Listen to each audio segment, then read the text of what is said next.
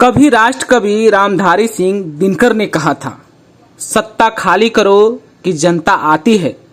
तो वहीं प्रखर समाजवादी नेता डॉक्टर राम मनोहर लोहिया का मशहूर नारा था, जिंदा कौमें लोकतंत्र में 5 साल का इंतजार नहीं करती। और इसका मिसाल सबसे बड़ा बिहार में देखने को मिला था, जब इमरजेंसी के दौर में क्रांति की शुरुआत हुई और उस क्रांति के बाद पूरे देश में राजनीति और सत्ता का परिवर्तन ऐसा हुआ कि कांग्रेस का एक छत्र राज धीरे धीरे समाप्ति की ओर बढ़ा और ना जाने हर राज्यों में कितने क्षेत्रीय नेता का उभार हुआ। और उसी उभार में एक नेता बिहार से था जिसका नाम लालू प्रसाद यादव, जो रैलियों के लिए, जनता से जुड़ाव के लिए और जनता से इंटरेक्शन के लिए काफी मशहूर और अपने भाषणों के लिए काफी चर्चा का विषय उस जमाने में यानी कि 90 के दशक में रहे। रैलियों से ही लालू प्रसाद ने अपनी बड़ी पहचान भी बनाई। रैलियों से ही लालू प्रसाद ने बताया कि उनकी ताकत कैसी है। तब सोशल मीडिया का जमाना नहीं था, मीडिया का पकड़ भी इतना नहीं था। इसके अलावा अखबारी दुनिया भी लोगों तक पहुंच बहुत ही सीमित मात्रा में थी। लेकिन सत्ता की हनक और सत्ता पर बने रहने की कोशिश के साथ गरीब, मजलूम और समाज के नीचे तबके के लोगों को एहसास होने लगा कि अब जो है तावा पर से रोटी सचमुच में पलट दी गई है। यानी कि जो सामंतवाद और ऊंच नीच की बात हो रही थी उसमें अब बराबरी का मौका आ गया है और लालू यादव ने इसको बखूबी भुनाया भी। लेकिन अब सवाल है, सत्ता से बाहर होने के बाद तेजस्वी यादव 3 मार्च को जन विश्वास रैली में जुटे हुए हैं। महागठबंधन की जन विश्वास रैली से पहले तेजस्वी यादव ने बिहार में जन विश्वास यात्रा भी की। यात्रा के जरिए लोगों को रैली में आने का निमंत्रण मिला, लेकिन तेजस्वी ने यात्रा में नीतीश कुमार की खूब आलोचना की।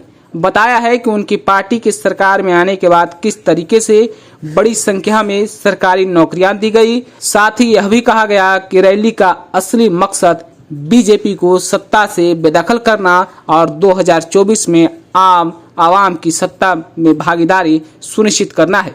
जाहिर है जन विश्वास महारैली में ये बातें दोहराई भी जाएंगी। लोकसभा चुनाव के पहले ये रैली गेम चेंजर साबित होगी या नहीं, इसका इंतजार सभी को है। जन विश्वास रैली क्या लालू प्रसाद के गरीब रैला का रिकॉर्ड तोड़ पाएगी? यह वही रैली थी जिसमें लालू यादव एक हाथ से लोगों को घूम घूम कर पूरे पटना में समझा रहे थे और अपने अधिकार और हक की बात कह रहे थे। लालू प्रसाद ने 1995 में जब गरीब रैला का आयोजन किया था तब गांधी मैदान पूरी तरीके से भर गया था। बाद में किसी भी तरह की रैली में वैसी भीड़ नहीं उमड़ी। रैला लालू प्रसाद ने कई रैलियां की। 2003 में उन्होंने लाठी रैली, 2007 में चेतावनी रैली, 2012 में परिवर्तन रैली भी यादगार रहा। तो 2017 में महागठबंधन की रैली भी हुई थी। आरजेडी सुप्रीमो लालू यादव ने लोगों से रैली को लेकर मौजूदा समय में अपील भी की है। यानी कि जन विश्वास रैली को लेकर लालू यादव ने डिजिटल प्लेटफॉर्म पर आकर लोगों से आग्रह किया है कि आप शामिल हो। सभी गरीब, गुरबा, भाई, किसान, मजदूर, नौजवान लोग भारी संख्या में एकत्रित हों और केंद्र की भाजपा सरकार को उखाड़ फेंकें। तो पूर्व सीएम राबड़ी देवी ने भी कहा है कि जन विश्वास रैली में बड़ी भीड़ आएगी।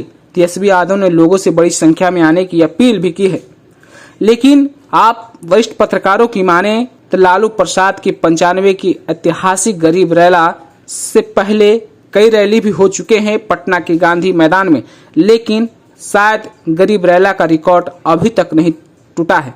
लेकिन मौजूदा दौर में जिस तरीके से जन विश्वास रैली को लेकर पूरा महागठबंधन एक साथ है, तो लोगों को उम्मीद है, विश्वास है कि शायद वो रिकॉर्ड टूट जाए और जो विश्वास, जो समर्थन लालू यादव ने कभी 1990 के दौर में हासिल किया था, शायद वो विश्वास फिर से लालू परिवार तेजस्वी यादव के साथ आ सकता है या नहीं आ सकता है, ये भी सवाल है। और 3 तारीख को आपको पता भी चल जाएगा।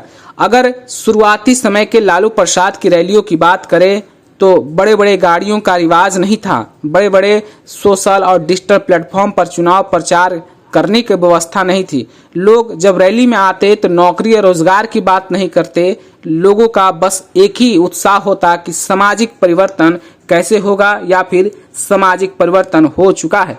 आप जरूर उस बात को याद कीजिए जब वरिष्ठ पत्रकार नलिन वर्मा ने लालू प्रसाद की जब किताब लिखी तो उन्होंने लालकृष्ण आडवाणी बीजेपी के खिलाफ किस तरीके से खुलकर आवाजें बुलंद की उसका भी जिक्र बखूबी आप पढ़ सकते हैं या फिर याद कर सकते हैं। लालू प्रसाद सामंती लोगों के खिलाफ जोर जोर से बोलते थे और जब वो बोलते थे तो लोग समझ जाते थे कि अब गरीबों का दौर आ गया है। लेकिन मौजूदा समय में क्या तेजस्वी यादव जिस तरीके से पूरे जन विश्वास यात्रा में घूम घूम कर लोगों को बताया है अब दौर बदल गया है, अब जमाना बदल गया है, हम लोग नए लोग हैं और नए लोगों के साथ नए दौर में हम लोग नया काम करेंगे। तो क्या लालू प्रसाद का वो विश्वास नए दौर में तेजस्वी यादव के साथ रह पाएगा, क्या जुट पाएगा, ये भी एक सवाल है। वहीं वरिष्ठ पत्रकार की अगर बात करें तो संतोष कुमार भी कहते हैं कि लालू प्रसाद गरीब रैला में पटना के पूरब से लेके पटना पश्चिम दानापुर तक लोगों का तांता लगा रहता था, तो वेटनरी ग्राउंड से लेकर गांधी मैदान तक रैली के लिए लोगों में गजब का उत्साह होता था।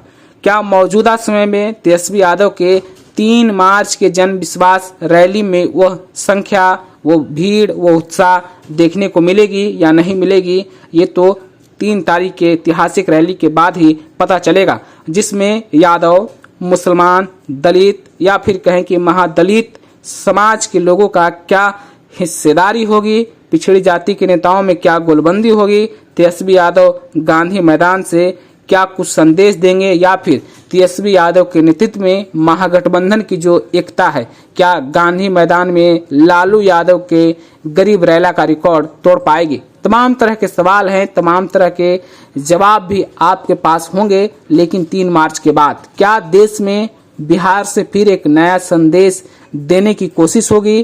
क्या सचमुच में लालू प्रसाद ने जो कोशिश 1990 के दौर में की थी, क्या नए जमाने में आधुनिक यानी कि 21वीं सदी के भारत में क्या बिहार में जिस तरीके से तेजस्वी यादव घूम घूम कर नौकरी और रोजगार की बात कर रहे हैं, उस संदेश को आम जनता तक पहुंचा पाने में सफल हो पाएंगे? क्या लोगों का समर्थन मिलेगा? आपको 3 मार्च के रैली का इंतजार जरूर करना चाहिए और उसके बाद आप अपनी राय क्या रखते हैं कमेंट में हमें जरूर बताइएगा। तब तक के लिए आपका बहुत बहुत शुक्रिया। YouTube पर सब्सक्राइब और Facebook पर लाइक जरूर करें।